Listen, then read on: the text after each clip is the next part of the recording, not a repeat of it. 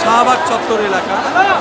এই এলাকাটি আমি দীর্ঘদিন ধরে আন্দোলন সংগ্রামে প্রথম থেকেই কাজগুলি আমরা করে গেছি এবং প্রচার করে গেছি, এবং তার ধারাবাহিকতায় আজও আমি এখানে এসেছি এবং সেই কাজগুলি করে যাচ্ছি। আমি দেখতে পাচ্ছি রাজধানী ঢাকা আজকে লক্ষ কোটি জনতার নিয়ন্ত্রণে, এবং তারা রাজপথে নেমে এসেছেন, তারা মুহুর্মুহু স্লোগান দিচ্ছেন। এইভাবে শাহবাগ চত্বরটি আমি দেখতে পাচ্ছি মানুষের বন্যা, মানুষের সাগর, এবং মানুষ এখানে পা রাখার আসলে এখানে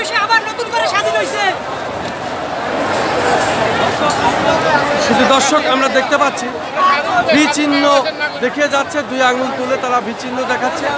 আসলে এই রাষ্ট্র আবার নতুন করে স্বাধীন হলো মনে হয়।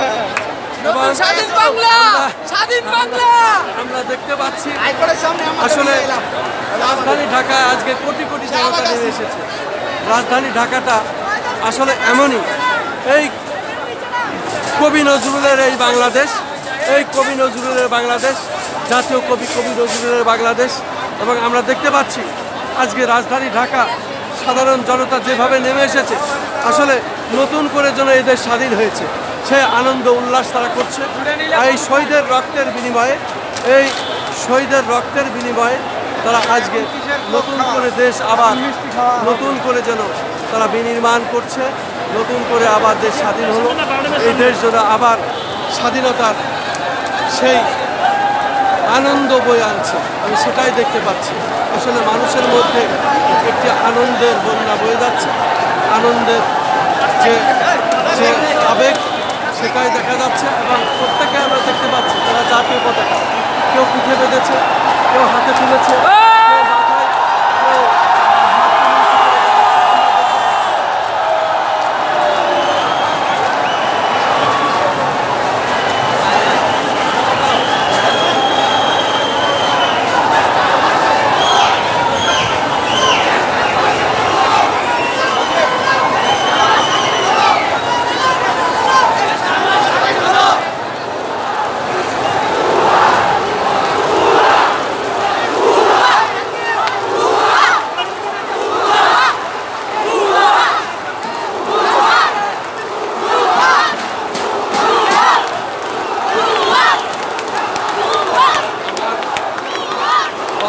এদেশের একজন বীর মুক্তিযোদ্ধা, তাকে ওরা ছাড়ে দেয়, কুষ্টিয়া নিজ বাড়িতে জবাই করে হত্যা।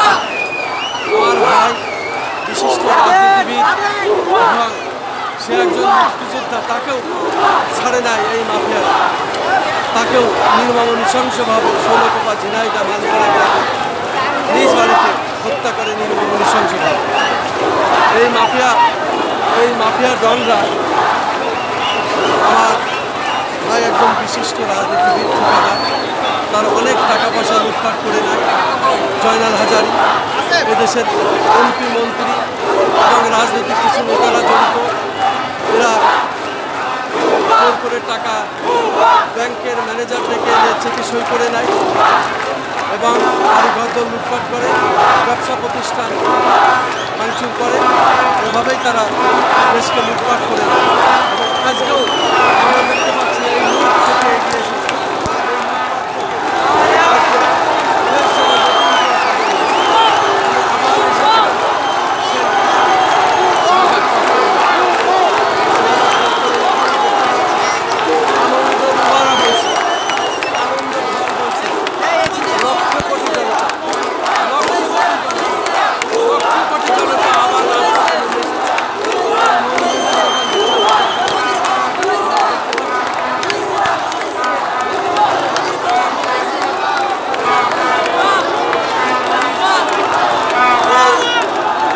দর্শক আমি দেখতে পাচ্ছি এই আনন্দ চলছে, এই দেশ নতুন করে যেন আবার স্বাধীন হলো।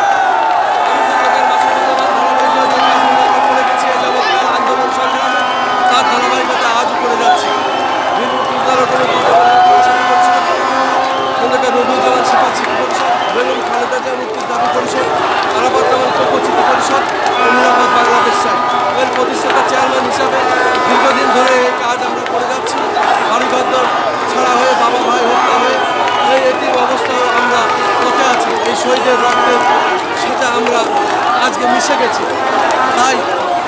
শহীদের রক্তের বিনিময়ে আজকে নতুন করে দেশ আমার স্বাধীন হল। এই শাহবাগ চত্বর থেকে আমি খন্দকার মাঝে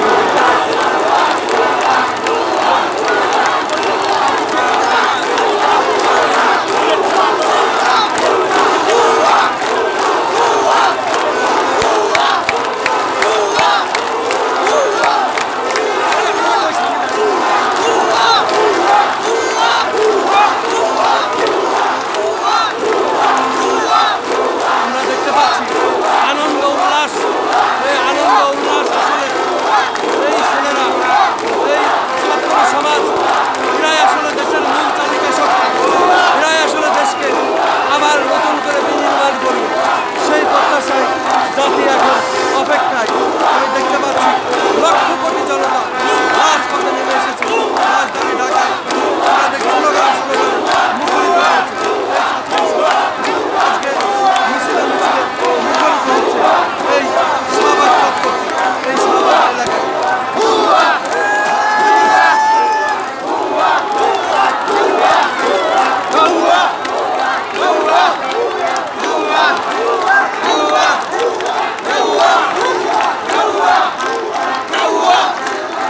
শহীদদের প্রতি আমরা শ্রদ্ধা জানাই, শহীদদের প্রতি আমাদের বিনম্র শ্রদ্ধা, এবং এই দেশ আবার নতুন করে বিনম্র করা হোক, এই দেশ আবার নতুন করে বিনির্মাণ হোক।